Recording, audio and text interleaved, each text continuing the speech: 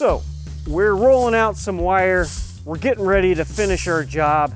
It's almost 5 o'clock, almost time to go home. And we're almost to the terminal post and we fell a little short. Well, what do? You need some more wire. And luckily, I'm here today to show you how to connect one roll of chain link to the next. Let's take a look. So we have our next roll of wire set up right by where we ended. And if you notice, in the last roll, we found our courtesy picket. And typically you're going to find one of these in every roll of chain link, not always, but it is a courtesy picket, and it's a great courtesy to me because I need this to connect the two rolls of chain link. If your roll of chain link doesn't have one of these, don't worry, you don't actually need one. It's really just a courtesy.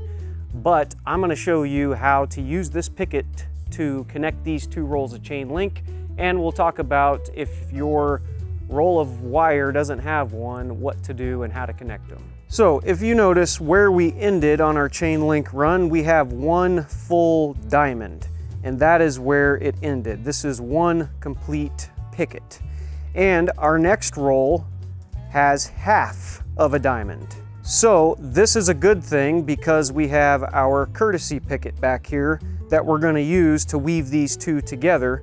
And when we weave these two together, we will have one full diamond going into the next full diamond.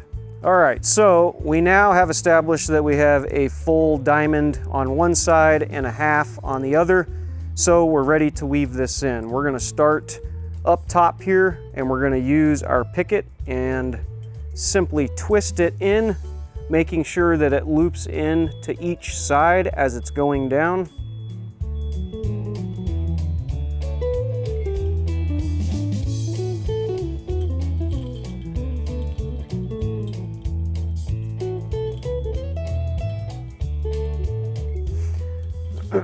Now, if you notice too, sometimes it wants to kind of miss the diamond. And if you do that, that's not going to be great because you're going to have a little hole in here.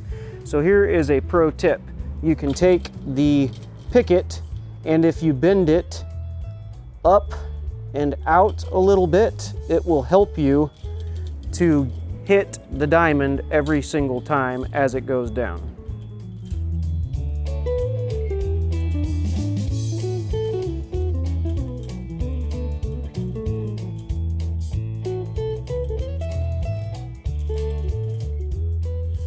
Now that we have our courtesy picket put in, we now have a nice run of chain link that goes all the way to the terminal post. The last thing that we need to do is make sure that the knuckles of the chain link are knuckled back over. I like to use a pair of welding pliers. If I was out in the field, I'd be using fencing pliers, but any sort of pliers or your fingers that can bend those knuckles back. That's what you're going to want to do. So we've got the one on the top to do, and then we're also going to be connecting the one on the bottom and bending that. Now let's say you get done rolling out the last bit of your chain link and you're ready to attach your new roll. What happens when you don't find a courtesy picket? Well, I'm going to show you. You don't necessarily need the courtesy picket. You just need to imagine the chain link as one continuous piece. So like before, you can see we have a whole diamond and a half a diamond. So what we could do is one of two things. One is we could get rid of this half picket and then connect these two together.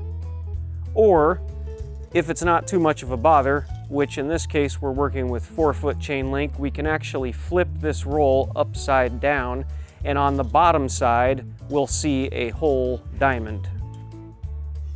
Now that we have the roll flipped over, and more importantly, we have two full diamonds, we can now take out one half of the diamond and use this as our courtesy piece. So we'll unweave this one, and then we'll use this one to connect the two rolls together. Let's do that real quick.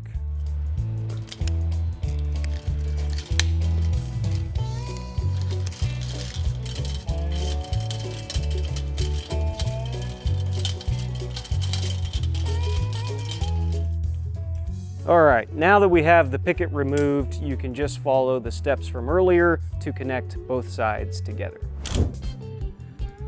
Well, there you have it. Now we have completed this section of chain link fence. I know this was a pretty simple and basic video, but I really hope that this simple tip helps you guys out on your next fencing project.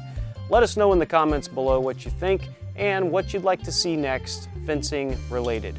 Really appreciate you guys watching, and we'll catch you soon.